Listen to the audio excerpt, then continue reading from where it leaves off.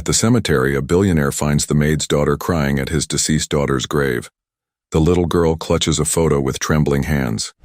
Drop your city in the comments and don't forget to subscribe. Let's dive into the story.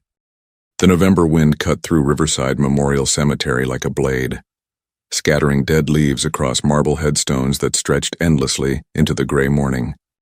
Alexander Hayes stood motionless before a small grave marked with an angel, his tailored charcoal suit doing nothing to shield him from the cold that had settled permanently in his chest 3 years ago.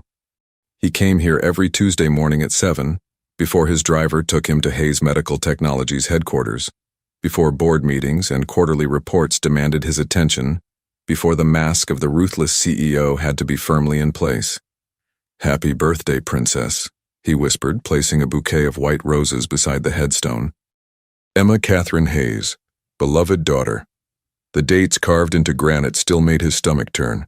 6 years, 2 months, and 14 days. That's all she'd gotten. 6 years of ballet lessons and bedtime stories, of scraped knees and butterfly kisses, before leukemia had stolen her from him with brutal efficiency.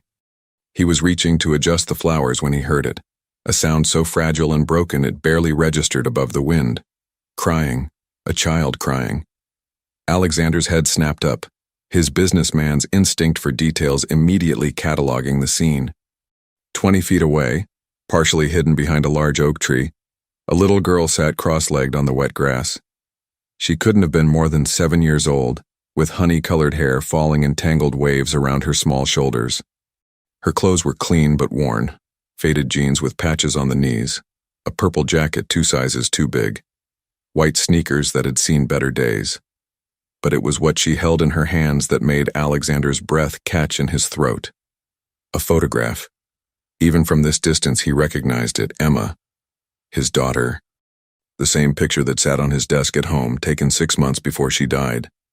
Emma in her pink tutu, arms outstretched, laughing at something beyond the camera frame. "Hey!" Alexander called out, his voice rougher than intended. "What are you doing here?" The girl's head jerked up, revealing a face streaked with tears and dirt. Her eyes, an unusual shade of amber, widened with fear as she scrambled to her feet, clutching the photograph against her chest like a shield. She looked ready to run. "Wait," Alexander said, softening his tone and raising his hands in what he hoped was a non-threatening gesture. "I'm not going to hurt you, that picture you're holding. Where did you get it?" The girl's lower lip trembled. She glanced at the photograph, then back at Alexander, and something shifted in her expression.